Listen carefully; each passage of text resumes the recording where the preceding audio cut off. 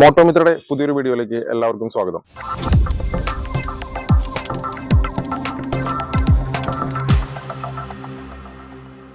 ടൊയോട്ടയുടെ Qualis കാണുമ്പോൾ ഒരു trip mode on ആവുന്ന എത്ര പേരുണ്ട്? അല്ലെങ്കിൽ ഉള്ളിലെ ഒരു വണ്ടിപ്രാന്തൻ പുറത്തേക്ക് വരുന്ന എത്ര പേര് നമുക്കിടയിലുണ്ട്? ഇന്ത്യൻ മാർക്കറ്റിൽ 2000 കാലഘട്ടത്തിലാണ് ടൊയോട്ട അവരുടെ ഒരു മൾട്ടി യൂട്ടിലിറ്റി വെഹിക്കിളായ കോളിസിനെ ഇറക്കുന്നത്. മറ്റു കോമ്പറ്റീറ്റേഴ്സിനെല്ലാം മഹീന്ദ്രയ്ക്കും ടാറ്റയ്ക്കും കടുത്തൊരു വെല്ലുവിളിയായിരുന്നു അന്നത്തെ കാലത്ത് കോളിസ്. അതിന് കാരണം എന്താണെന്ന് വെച്ചാൽ ടൊയോട്ട ഈ വാഹനത്തിന്റെ പരസ്യം നൽകിയത് കണ്ടിട്ട് ആർക്കും ഈ വാഹനത്തിനെ ഇഷ്ടപ്പെട്ടിരുന്നില്ല.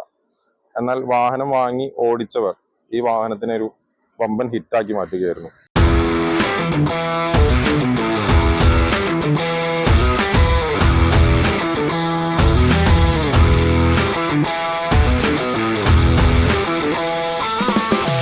ഇന്ന് നമ്മൾ പരിചയപ്പെടുത്താൻ പോകുന്നത് ഒരു 2004 മോഡൽ ടൊയോട്ട കോളിസിന്റെ RS വേരിയന്റ് ആണ്. RS വേരിയന്റ് ആണ് കോളിസിലെ ടോപ്പ് മോഡൽ. ഒരുപാട് വേരിയന്റുകൾ കോളിസിലുണ്ട്. എന്നാൽ നമ്മൾ ഇന്ന് പരിചയപ്പെടുത്തുന്ന ഒരു RS മോഡൽ കോളിസിനെയാണ്. ഒരു വാഹനം ഷോറൂമിൽ നിന്ന് കിട്ടിയാൽ അതുപോലെ തന്നെ കൊണ്ടു നടക്കുന്ന ഒരുപാട് പേര് നമുക്കിടയിലുണ്ട്. അത്തരത്തിലൊരു തൃശ്ശൂർ ജില്ലയിലെ കാട്ടൂരിലുള്ള ദേവദത്തിന്റെയാണ് ഈ കോളിസ്. ഇദ്ദേഹമാണ് ദേവദത്ത്. ഇദ്ദേഹത്തിന്റെയാണ് ഈ വാഹനം. ദേവത്തെ മോട്ടോമിത്രയിലേക്ക് സ്വാഗതം. ഇപ്പോ സെക്കൻഡ് ഹാൻഡ് വാങ്ങിയതാണെന്ന് പറഞ്ഞു ഈ വാഹനം. ഏത് വർഷത്തിലാണ് വാങ്ങിച്ചത്? 2019. വാങ്ങിക്കുമ്പോ വാഹനം ഇതുപോലെ തന്നെയാണോ അതോ ഇതുപോലെ ആക്കിയെടുത്താണോ? അല്ല, ഇത് മേടിക്കുമ്പോ ഇത് റെഡ് കളറായിരുന്നു. രണ്ട് കളർ RSന് വരിക, റെഡും ഗ്രീനും. അതെ അതെ. അപ്പൊ മേടിക്കുന്ന സമയത്ത് റെഡ് കളറായിരുന്നു. പിന്നെ ഒരു 6 മാസം കഴിഞ്ഞപ്പോഴാണ് ഞാൻ ഇത് ഗ്രീൻ ആക്കാന്നുള്ള ഒരു ഇതിലേക്ക് പോയത്. അങ്ങനെ ഇത് ഫുള്ളായിട്ട് നമ്മൾ അഴിച്ച് എല്ലാ പാർട്സുകളും അഴിച്ച് സെപ്പറേറ്റ് ആക്കി പാച്ച് കാര്യങ്ങളൊക്കെ ചെയ്ത് ഗ്രീനിലേക്ക് കൺവേർട്ട് ചെയ്തു. അതിന്റെ കൂട്ടത്തിൽ നമ്മൾ ചെയ്ത എക്സ്ട്രാ ഫിറ്റിങ്ങുകളാണ് ഇപ്പൊ ഈ സ്കേർട്ട്, അതേപോലെ തന്നെ ബാക്ക് സ്കേർട്ട് കാര്യങ്ങൾ അതിൽ ചെയ്തു. പിന്നെ ലിപ്പ് കാര്യങ്ങള് ഇതൊക്കെ നമ്മൾ മേടിച്ചതിന് ശേഷം സെറ്റ് ചെയ്തിട്ടുണ്ടായിരുന്നു. പിന്നെ ഗ്രീൻ ആക്കിയപ്പോ അതിന്റെ കളറുകളും മാറ്റി, ലൈറ്റിന്റെ കളർ. ടാക്സി വാഹനം തന്നെ ആയിരുന്നു മുമ്പ്? എടുക്കുമ്പോ ടാക്സിയിൽ തന്നെ ആയിരുന്നു. ഇപ്പോ ഇതുപോലെ ഒന്ന് ആക്കിയെടുക്കാൻ എത്ര രൂപ ചെലവ് വന്നിട്ടുണ്ടാവും? ഇതിപ്പോ അന്ന് ഞാൻ 2019 ചെയ്യുമ്പോ പെയിന്റിങ്ങും ഇതും മാത്രമായിട്ട് എനിക്ക് അന്ന് 1,00,000 രൂപ താഴെ വന്നിട്ടുണ്ടായിരുന്നു, പെയിന്റിങ്ങും പാച്ചും മാത്രം. പിന്നെ വരുന്ന ഇതെന്ന് വെച്ച് കഴിഞ്ഞാൽ നമുക്ക് ഈ പാർട്സുകൾക്കൊക്കെ റേറ്റ് കൂടുതലാണ്. ഇതിന് നമുക്കൊരു 6,000 രൂപ താഴെ വരുന്നുണ്ട് ഈ ക്രോമിന് മാത്രം. ഇത് കമ്പനിയിൽ തന്നെ വാങ്ങിക്കുന്നു? ഇതൊക്കെ ഷോറൂമിൽ തന്നെ മേടിച്ചിങ്ങനെ. ഈ ലൈറ്റ് എന്ന് പറയുന്നത് ഒരു ലൈറ്റിന് നമുക്ക് 8,000 രൂപ ഹെഡ് ലൈറ്റിന് വിലയും ചെലവ് വരുന്നുണ്ട്. അതുപോലെ ലൈറ്റുകൾ മാത്രം നമുക്കൊരു 20 സംതിങ് വരുന്നുണ്ട്. ഈ indicator, front 2 headlight, taillight, ഡിക്കിമത്തെ റിഫ്ലക്ടർ. പിന്നെ അതേപോലെ ഡിക്കിമിൽ ഇതേപോലത്തെ ക്രോം വരും. അതും ഈ സെയിം റേറ്റ് തന്നെ വരുന്നുണ്ട് നമുക്ക്. മൊത്തം നമുക്ക് അങ്ങനെ വെച്ച് നോക്കും. പിന്നെ സീറ്റ് കാര്യങ്ങളൊക്കെ ചെയ്തു. അങ്ങനെ വെച്ച് നോക്കുമ്പോൾ നമുക്ക് ശരിക്കും പറഞ്ഞു കഴിഞ്ഞാൽ അന്ന് വണ്ടി ഇറങ്ങിയപ്പോ ഒരു 1,50,000 രൂപ താഴെ എല്ലാ കാര്യങ്ങളൊക്കെ വന്നിട്ടുണ്ടായിരുന്നു. പിന്നെ ഒരു 6-7 മാസം കഴിഞ്ഞിട്ടാണ് വണ്ടി കിട്ടിയത്. അപ്പൊ വണ്ടി വർക്കിന് കൊടുക്കുമ്പോൾ അത്രയും സമയം എടുക്കും. അത് ഫുള്ള് അന്ന് പിന്നെ നമുക്ക് കോവിഡിന്റെ ടൈം ആയതുകൊണ്ട് പാർട്സുകൾ കിട്ടാനൊക്കെ ആയിട്ട് കടകൾ തുറക്കാണ്ട് അങ്ങനത്തെ കുറച്ച് ഇഷ്യൂകളൊക്കെ ഉണ്ടായിരുന്നു. പിന്നെ നമ്മൾ കൊടുത്ത വർഷം എന്ന് പറഞ്ഞാൽ അത്യാവശ്യം തിരക്കും കാര്യങ്ങളും ഉള്ള വർഷാപ്പുകളാണ്. കുറുക്കഞ്ചേരി ശ്രീ മഹേശ്വരി എന്ന് പറഞ്ഞിട്ടുള്ള ശ്രീജേഷ് എന്നാണ് ആളുടെ പേര്. ആളാണ് ഞാനിത് ശരിക്ക് ഗ്രീൻ ആക്കാൻ എന്നുള്ളത് ആളാണ് എൻ്റെ അടുത്ത് പറഞ്ഞത്. ഗ്രീൻ അടിക്കാം, ഗ്രീൻ അടിച്ച കുറച്ചും കൂടി ഭംഗിയാവും എന്നൊക്കെ പറഞ്ഞിട്ട് അങ്ങനെയാണ് നമ്മളിത് ഗ്രീൻ ആക്കിയത്. പിന്നെ അന്ന് ആളുടെ ഒരു തീരുമാനമായിരുന്നു ഗ്രീൻ അടിക്കുന്നത്. അപ്പൊ ആളെന്നെ എല്ലാ കാര്യങ്ങളും ചെയ്തു. അതിന്റെ ഫുള്ള് കംപ്ലീറ്റ്. അതെ, ഗ്രീൻ തന്നെ ഡിമാൻഡും മാർക്കറ്റും. എല്ലാവരും ചോദിക്കുന്നത് പച്ച വണ്ടി ചോദിച്ചിട്ട് വരും എല്ലാവരും. പച്ച വണ്ടിക്കാണ് ഇപ്പൊ ശരിക്കും മാർക്കറ്റ് ഉള്ളത്. വാഹനം എടുക്കാനുണ്ടായ ചെലവ്, അതുപോലെ ഇതുപോലെ കസ്റ്റമൈസ് ചെയ്യാനൊക്കെ വന്ന ഒരു ചെലവും എല്ലാം കൂടി ആവുമ്പോ വീട്ടുകാരുടെ ഭാഗത്തുനിന്നൊക്കെ എങ്ങനെയായിരുന്നു? സാധാരണ എല്ലാവർക്കുള്ള പോലെ വണ്ടികളുടെ പിന്നാലെ നടക്കുമ്പോ ഉള്ള ഒരു ചെറിയ പ്രശ്നങ്ങള് ഉണ്ട്. പക്ഷെ എന്നാലും അവർക്ക് വണ്ടി ഇഷ്ടമാണ്. വീട്ടില് ടാക്സി ഫീൽഡൊക്കെ ആയിട്ട് ഇല്ല, ഞാനിതിപ്പോ ടാക്സിയിൽ എടുത്തുകൊണ്ട് അത് അങ്ങനെ തന്നെ കൊണ്ടു നടക്കാം. ഞാൻ അതിൽ ഇത് കഴിഞ്ഞ പ്രാവശ്യം പ്രൈവറ്റ് ആക്കിയിരുന്നു. പക്ഷെ പ്രൈവറ്റ് ആക്കിയിട്ട് നമുക്കത് കാണുമ്പോ ഒരു ഇതില്ല. നമ്മളെ ടാക്സിയിൽ കണ്ട് മഞ്ഞ ബോർഡിൽ കണ്ട് അത് മാറി വരുമ്പോ ഒരു സുഖമില്ല. അപ്പൊ വീണ്ടും ടാക്സിനെ ആക്കി. ടാക്സി എന്ന് പറഞ്ഞാൽ നമുക്ക് കൊല്ലം CF എടുക്കണം. അങ്ങനത്തെ ചെലവുകൾ മാത്രമേ ഉള്ളൂ. പിന്നെ ഇത് നമുക്ക് 7 സീറ്റർ തന്നെ. അപ്പോ വേറെ ഇതൊന്നും ഇല്ല. ഇൻഷുറൻസ് കാര്യങ്ങളൊക്കെ നമുക്ക് പ്രൈവറ്റ് ആക്കണേക്കാൾ ഒരു 10 രൂപ താഴേക്കുള്ള വ്യത്യാസമുള്ളൂ. ഒരു 9 രൂപ 8 രൂപ വരെ വ്യത്യാസമുള്ളൂ.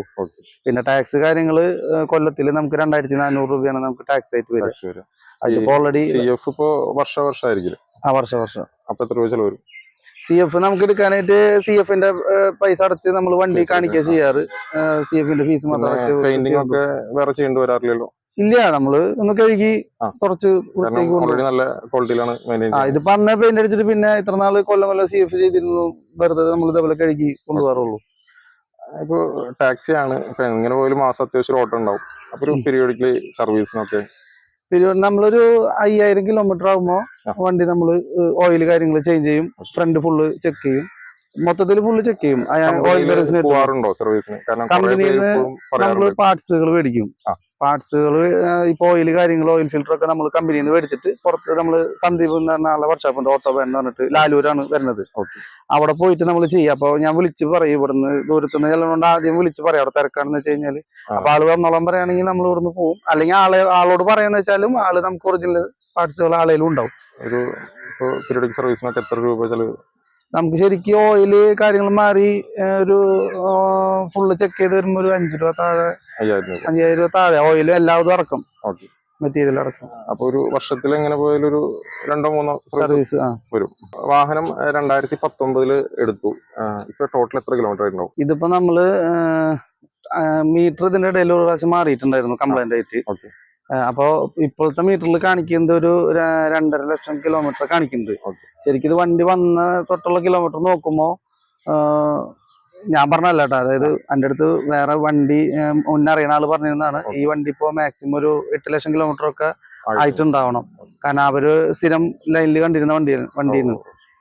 പോലീസിനെ സംബന്ധിച്ച് 10 ലക്ഷം 12 ലക്ഷം ഒക്കെ ഓടിയ വാഹനങ്ങൾ ഇപ്പോഴും ഇല്ല മാർക്കറ്റിലുണ്ട്. അവർക്ക് ആർക്കും പ്രശ്നങ്ങളില്ല എന്നാണ് പറയുന്നത്. മെയിൻ്റെനൻസ് കുറവല്ല വരുന്നത്. ഇപ്പോ ഒരു ഡ്രൈവിംഗ് എന്നുള്ളവർക്ക് ഏറ്റവും ഇഷ്ടപ്പെട്ട ഘടകം വാഹനത്തിന്റെ നമുക്ക് ഫ്രണ്ട് ഫുള്ള് വ്യൂ ആണ്. അതായത് സീറ്റിൽ കയറി ബോണറ്റ് ലാസ്റ്റ് വരെ നമുക്ക് കാണാൻ പറ്റും. നമുക്കിപ്പോ എവിടെ പോയി കഴിഞ്ഞാലും നമുക്കൊന്ന് വളയ്ക്കാനായി കഴിഞ്ഞാലും വണ്ടി എവിടെ ഇട്ടായാലും നമുക്ക് വളച്ച് കൊണ്ടുവരാൻ പറ്റും. അതന്നെയാണ് അതിന്റെ ഒരു ഏറ്റവും വലിയ, നമുക്ക് ആസ്വദിച്ച് വണ്ടി ഓടിക്കാം. അതാണ് അതിന്റെ ഒരു ബെനിഫിറ്റ് എന്ന് പറഞ്ഞിട്ട് വരുന്നത്. പിന്നെ നമ്മൾ സീറ്റ് കാര്യങ്ങളൊക്കെ ഒരു കമ്പനി തന്നെയൊക്കെ ഒരു ജസ്റ്റ് കുറച്ച് ഹൈറ്റ് ഒക്കെ കൂട്ടി അത് നമുക്ക് ഒന്നുകൂടി ഫ്രണ്ട് ക്ലിയർ ആയിട്ട് കിട്ടും. അതായത് ഈ സൈഡ് ഫുള്ളും ആ സൈഡ് ഫുള്ളായിട്ട് നമുക്ക് ക്ലിയർ ആയിട്ട് കിട്ടും. അപ്പൊ നമുക്ക് ഓടിക്കാനായാലും അത്ര കംഫർട്ട് തന്നെയാണ് വരുന്നത്. ഇപ്പൊ മലയാളത്തിൽ ലാസ്റ്റ് ഇറങ്ങിയ ആവേശം, അതുപോലെ മഞ്ഞുമൽ ബോയ്സിലൊക്കെ പോലീസും കൂടി ഒരു കഥാപാത്രമായിരുന്നു. സ്ക്രീനിൽ നമ്മുടെ കയ്യിലുള്ള ഒരു വാഹനമൊക്കെ കാണുമ്പോൾ എന്തായിരുന്നു ആ ഫീൽ? നമുക്ക് പോലീസ് എവിടെ കണ്ടു കഴിഞ്ഞാലും നമ്മൾ നോക്കും. അത് വെറുതെ കിടക്കുന്ന കണ്ടു കഴിഞ്ഞാലും ജസ്റ്റ് വെറുതെ പോയി ഒന്ന് ചുറ്റും നോക്കിയിട്ട് വരുള്ളൂ എപ്പോഴും. ഇപ്പൊ മറ്റുള്ള വാഹനങ്ങൾ കണ്ടിട്ട് അതുപോലെ കസ്റ്റമൈസ് ചെയ്തതാണോ? അതെ. ഇത് വണ്ടി മേടിക്കാന്ന് വെച്ച് കഴിഞ്ഞാല് നമ്മുടെ ആമ്പല്ലൂര് വൈഗ എന്ന് പറഞ്ഞ ഒരു പോലീസ് ഉണ്ട്. അപ്പൊ ഞാൻ അന്ന് ആ സമയത്ത് ഇങ്ങനെ കണ്ട് ഇഷ്ടപ്പെട്ട് ഇങ്ങനെ മേടിക്കണം എന്ന ഒരു ആഗ്രഹത്തിൽ നടക്കുന്ന സമയത്ത് വണ്ടികളൊന്നും കിട്ടാനില്ല. ഞാൻ ആളെ കെയർ ഓഫ് ചെയ്തിട്ട് നോക്കിയിട്ടുണ്ടായിരുന്നു. ആളുടെ കെയർ ഓഫിൽ കുറെ നോക്കിയിട്ടുണ്ടായിരുന്നു. പക്ഷെ നല്ല വണ്ടികളൊന്നും അന്ന് ഉണ്ടായിരുന്നില്ല. പിന്നെ അന്ന് നമുക്ക് കുറച്ച് സാമ്പത്തിക കാര്യങ്ങളൊക്കെ ആയിട്ട് അന്ന് കുറച്ച് ഇതായിരുന്നു വണ്ടി എടുക്കണ ടൈമിൽ. അങ്ങനെയാണ് പിന്നെ ഈ ഒരു വണ്ടി കണ്ടതും ആ വണ്ടി കണ്ടിട്ടാണ് പോലീസും എടുക്കണം എന്നുള്ളൊരു മോഹം തോന്നിയത്.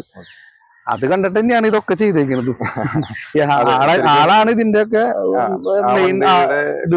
അതുപോലെ തന്നെ ഇപ്പൊ ചിലപ്പോ നമ്മുടെ വണ്ടിയുടെ ഫോട്ടോ ഒക്കെ കണ്ടു കഴിഞ്ഞാൽ ചിലപ്പോൾ ആ വണ്ടി തന്നെയല്ലേ. അപ്പൊ ആളാണ് എല്ലാ കാര്യങ്ങളും കണ്ടുപിടിക്കുന്നത് ആദ്യം. അത് ഞങ്ങള് ബാക്കി ഞങ്ങളൊരു ടീമുണ്ട്. അപ്പൊ ഞങ്ങള് കോളേജിന്റെ തന്നെ ഒരു ഗ്രൂപ്പ് കാര്യങ്ങളൊക്കെ ഉണ്ട്. അതിൽ തൃശ്ശൂരത്തെ ആൾക്കാർ മാത്രമായിട്ട് വേറെ ഒരു ഗ്രൂപ്പും കൂടി ഉണ്ട്. അപ്പൊ ആളാണ് ഇതെല്ലാം കണ്ടുപിടിക്കുക. നമ്മള് പിന്നെ അല്ലാതെ ഏറ്റുപിടിച്ച് എല്ലാവരും ആ ഗ്രൂപ്പിൽ അങ്ങോട്ട് പോകും. ഇപ്പൊ ദേവദത്ത് ഒരു കമ്പനിയിൽ വർക്ക് ചെയ്യുന്നുണ്ട് എന്ന് പറഞ്ഞു. ഞാനൊരു ഫൈനാൻസ് കമ്പനിയിൽ HDB ഫൈനാൻസ്. എങ്ങനെയാ ഓട്ടങ്ങളൊക്കെ പോവാൻ? ഓട്ടങ്ങൾ എന്ന് പറയാനായിട്ട് നമ്മൾ ജോലിക്ക് പോകുന്ന സമയത്ത് നമ്മൾ ഓട്ടങ്ങൾ ഉണ്ടായാലും എടുക്കില്ല. പിന്നെ ഉള്ളത് നമുക്ക് ഈ ശനി ഞായറൊക്കെ വരുമ്പോ എന്തെങ്കിലും ഉണ്ടെങ്കിൽ നമ്മൾ എടുക്കാന്ന് മാത്രം. പിന്നെ വണ്ടി വേറെ ആർക്കും കൊടുത്തു വിടാറില്ല. ഓട്ടം ഇല്ല, വണ്ടി നമ്മൾ തന്നെ സിംഗിൾ യൂസ് തന്നെ ഉള്ളൂ. പിന്നെ ഓട്ടം വരുമ്പോ നമ്മൾ വേറെ ആർക്കെങ്കിലും കൊടുക്കും. നമ്മൾ ശനി ഞായറുള്ള ഓട്ടങ്ങൾ മാത്രമേ എടുക്കാറുള്ളൂ. ഇപ്പൊ ഈ ശനി ഞായർ മാത്രമാകുമ്പോ ഇപ്പൊ ലോങ് ട്രിപ്പ് ഒക്കെ പോകാറുണ്ടോ? ലോങ് ട്രിപ്പ് കേരളത്തിനുള്ളിൽ തന്നെ നമ്മള് പോയി വന്നേക്കുന്നത്. കാരണം ജോലിക്ക് പോണോണ്ട് നമുക്ക് മറ്റേ 2-3 ദിവസത്തെ ട്രിപ്പ്, പാക്കേജ് ട്രിപ്പ് കാര്യങ്ങളൊന്നും നമുക്ക് എടുക്കാൻ പറ്റില്ല. ഇപ്പൊ ഒരു കേരളത്തിനകത്ത് തന്നെ ഓടിയതിൽ ഒരു ലോങ് ഒക്കെ ഓടിയിട്ടുണ്ടെങ്കിൽ എന്താണ് യാത്രക്കാരുടെ അഭിപ്രായം? എന്താ പറയുക? യാത്ര ചെയ്യാനായിട്ട് യാത്ര ചെയ്യാൻ കംഫർട്ട് തന്നെയാണ്. നമുക്ക് വേറെ ആർഎസിന്റെ സസ്പെൻഷൻ ഒക്കെ മറ്റേന്നൊക്കെ നല്ല വ്യത്യാസമുണ്ട്. വണ്ടി ഒരു ഇങ്ങനെ ഒരു ഒലച്ചിലായിരിക്കും എപ്പോഴും. Okay. അതായത് ഒരു നമ്മളൊരു എയറിൽ ഇരുന്ന് പോണ പോലെ നമുക്ക് ഫീൽ ചെയ്യാം. വണ്ടി അങ്ങനെ ഒരു ആട്ടം കാര്യങ്ങളൊക്കെ ആയിരിക്കും. പിന്നെ അതേപോലെ തന്നെ നമുക്ക് വണ്ടി ഇപ്പൊ ലോങ് കൊണ്ടുപോകാനായി കഴിഞ്ഞാൽ നമുക്ക് എത്ര ഓടിച്ചു കഴിഞ്ഞാൽ നമുക്കൊരു ക്ഷീണം അങ്ങനത്തെ ഉണ്ടാവില്ല. ഒരു ടയേർഡ് അങ്ങനെ ആയിട്ട് തോന്നില്ല നമുക്ക്. യാത്രക്കാർക്കായാലും അങ്ങനെ തന്നെ. വേറെ ഇപ്പൊ കോളിസ് ചോദിച്ചു വിളിക്കുന്ന ആൾക്കാരുകളുണ്ട് യാത്ര ചെയ്യാനായിട്ട്. ഇപ്പൊ വേറെ വണ്ടികളിൽ പോകുമ്പോൾ ഛർദിക്കുക കാര്യങ്ങൾ, അപ്പൊ കോളിസിൽ പോകുമ്പോൾ കുഴപ്പമില്ല അങ്ങനത്തെ ഒക്കെ പറഞ്ഞിട്ട് വിളിക്കുന്ന ആൾക്കാരുകളുണ്ട്. അപ്പോൾ യാത്രക്കാർക്കും അത്യാവശ്യം കംഫർട്ട് തന്നെയാണ്. അവർക്ക് വേറെ ഇതുവരെ ആരും കംപ്ലൈന്റ് കാര്യങ്ങളൊന്നും പറഞ്ഞിട്ടില്ല. ഇപ്പോൾ പല റീൽസിലൊക്കെ കണ്ടിട്ടുണ്ട് പച്ച കോളിസിൽ മാത്രമേ വരിവരിയായി കിടക്കുന്നതും. അങ്ങനെ എന്തെങ്കിലുമൊക്കെ പരിപാടികൾക്ക് പോയിട്ടുണ്ടോ? അങ്ങനെ പരിപാടികൾക്ക് ഞാനിത് ഇപ്പൊ എടുത്തതിന് ശേഷം ഇപ്പൊ ഈ ജോലിയുടെ പ്രശ്നം പറഞ്ഞുകൊണ്ട് എനിക്ക് 1-2 പരിപാടികൾ പോകാൻ പറ്റിയിട്ടില്ല. പിന്നെ വണ്ടി വേറെ ആർക്കും കൊടുത്തു വിടണമെന്ന് വിചാരിച്ചിട്ട് പിന്നെ ഞാൻ അങ്ങനെ ചെയ്തിട്ടില്ല. ഇനിയിപ്പോ ഫെബ്രുവരിയിലേക്ക് ഇപ്പൊ ഈ വൈഗ എന്ന് പറഞ്ഞ വണ്ടി ആള് ഇപ്പൊ ഒരു 13 വർഷമായിട്ട് ടാക്സി ഫീൽഡ്, 14 വർഷമായിട്ട് ടാക്സി ഫീൽഡിൽ. ആ വണ്ടി ആളേല് 10-15 വർഷമായിട്ടുണ്ടാവും. അപ്പൊ ആള് ഫെബ്രുവരിയിലേക്ക് ഒരു 10 പച്ച പോലീസിന്റെ കല്യാണ ട്രിപ്പ് എടുത്തു വെച്ചിട്ടുണ്ട്. അപ്പൊ അത് എന്തായാലും പോണം എന്നുള്ള ഇതിൽ നിൽക്കും. പിന്നെ ഞങ്ങള് പോലീസിന്റെ ആൾക്കാരെല്ലാവരും കൂടിയിട്ട് ഒരു 6 മാസം കൂടുമ്പോ ഒരു ട്രിപ്പ് ഞങ്ങൾ പോവാറുണ്ട്. അതൊരു ഞങ്ങളൊരു കൂട്ടായ്മ പോലെ അങ്ങനെ കൊണ്ടു നടക്കുന്നത്. വാഹനത്തിന്റെ പുറമെ കണ്ടു, അടിപൊളിയായിട്ടുണ്ട്. ഇതുപോലെ തന്നെ നമുക്കൊന്ന് പ്രേക്ഷകർക്ക് വേണ്ടിയിട്ട് ഉൾവശം ഇന്റീരിയർ കൂടെ ഒന്ന് കാണിക്കണം. ഒന്ന് നടത്തി കയറിയല്ലോ. തുടക്കത്തിൽ പറഞ്ഞതുപോലെ ഒരു വാഹനം കയ്യിൽ കിട്ടിയിട്ട് പുതിയതുപോലെ കൊണ്ടു നടക്കുന്ന കുറച്ച് പേരുണ്ടാവുന്നുള്ളേ. വാഹനത്തിൻ്റെ ഉൾവശവും അതുപോലെ തന്നെ ക്ലീനാണ്. ദേവദത്തിനെ പ്രത്യേകം അഭിനന്ദിക്കേണ്ടതുണ്ട്. കാരണം ഇതിൻ്റെ സീറ്റ് കവറും കാര്യങ്ങളൊക്കെ വരുന്നത് വൈറ്റ് കളറാണ്. ഒരു ചളിയോ കാര്യങ്ങളൊന്നും ഇല്ലാതെ വളരെ നീറ്റായിട്ട് തന്നെ കൊണ്ടു നടക്കുന്നുണ്ട്. അതുപോലെ ഒരു സൺറൂഫ് ഉണ്ട്. പിന്നെ ഇൻറ്റീരിയറിലെ മുഴുവൻ ഭാഗങ്ങളൊക്കെ നിങ്ങൾക്ക് തന്നെ കണ്ടു മനസ്സിലാക്കാൻ പറ്റും.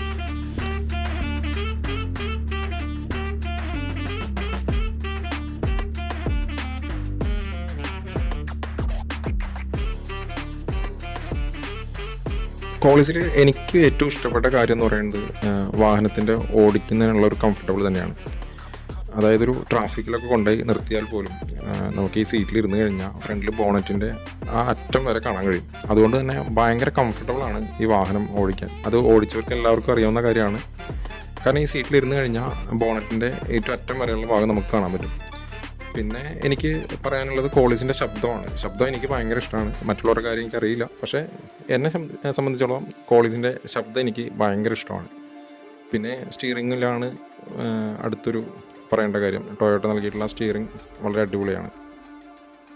ഇപ്പോൾ നമുക്കിടയിൽ ഇപ്പോഴും ഒരുപാട് പേര് കോളേജ് സ്വന്തമാക്കണം എന്ന് ആഗ്രഹമുള്ളവരുണ്ടാവും. അവർക്ക് നൽകാവുന്നൊരു നിർദ്ദേശം, അതുപോലെ ഇപ്പോൾ ഗവൺമെൻറ് ഭാഗത്തു നിന്നുള്ള ഒരു 15 വർഷത്തിൻ്റെ ഇഷ്യൂ ഒക്കെ വന്നു കഴിഞ്ഞാൽ, അതുപോലെ തന്നെ പാർട്സ് കിട്ടാനുള്ള ബുദ്ധിമുട്ടുകളോ അല്ലെങ്കിൽ ഇപ്പോൾ ദേവദത്തിന് തന്നെ എങ്ങോട്ടെങ്കിലുമൊക്കെ യാത്ര പോയ സമയത്ത് ഉണ്ടായിട്ടുള്ള എന്തെങ്കിലും എക്സ്പീരിയൻസ്, ഇപ്പോൾ എന്തെങ്കിലുമൊക്കെ ചെറിയ പണികൾ കിട്ടുക, അതൊക്കെ ഒന്ന് പറയാൻ പറ്റുമോ? നമുക്കിതില് മെയിനായിട്ട് കറക്റ്റ് മെയിൻ്റെനൻസ് ചെയ്ത് പോണ വണ്ടിയാണെന്നുണ്ടെങ്കിലും അല്ലാന്നുണ്ടെങ്കിലും അങ്ങനെ ഇതുവരെ അങ്ങനെ വഴിയിൽ കെടുക്കുക അങ്ങനത്തെ പ്രശ്നങ്ങളൊന്നും ഉണ്ടാവില്ല. പിന്നെ പാർട്സ് എന്ന് വെച്ച് കഴിഞ്ഞാൽ നമുക്കിപ്പോ ഒരുവിധം പാർട്സുകൾ നമുക്ക് ഷോറൂമിൽ തന്നെ എല്ലാം നമുക്ക് കിട്ടും. അല്ല 1-2 പാർട്സുകൾ ഇപ്പൊ അവർ പ്രൊഡക്ഷൻ നിർത്തിയിട്ടുണ്ട്. ഈ വീൽ ആർച്ചിന്റെ ബീഡിങ്, ഈ വീൽ ആർച്ചുകൾ അത് അവര് നിർത്തിയിട്ടുണ്ട്. പക്ഷേ ബുക്ക് ചെയ്ത് കഴിഞ്ഞാൽ കിട്ടും? ഇല്ല, ഇത് പ്രൊഡക്ഷൻ നിർത്തി. ബുക്ക് ചെയ്താലും കിട്ടില്ല. ബാക്കിയുള്ള പാർട്സുകൾ നമുക്ക് ബുക്ക് ചെയ്ത് കഴിഞ്ഞാൽ നമ്മൾ ആദ്യം അഡ്വാൻസ് പേയ്മെന്റ് ചെയ്യണം. ഇപ്പൊ ഓൾറെഡി വണ്ടികൾ അങ്ങനെ എടുക്കാത്തതുകൊണ്ട് അവർ അഡ്വാൻസ് മേടിക്കും. അപ്പൊ അഡ്വാൻസ് പേയ്മെന്റ് ചെയ്ത് കഴിഞ്ഞാൽ ഒരു 1 വീക്കിനുള്ളിൽ നമുക്ക് ബുക്ക് ചെയ്ത് കഴിഞ്ഞാൽ നമ്മൾ ഐറ്റം വരും നമുക്ക്.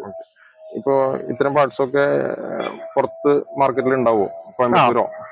അതായത് ഇത് കോയമ്പത്തൂരും അവിടെയും ഇല്ല. വീലാർച്ച് ബീഡിങ് കാര്യങ്ങൾ അപ്പൊ അവിടെയും സ്റ്റോക്ക് ഇല്ല. ഇപ്പൊ നമ്മളൊരു കൂട്ടുകാരന്റെ വണ്ടി പണിയുന്നുണ്ട്.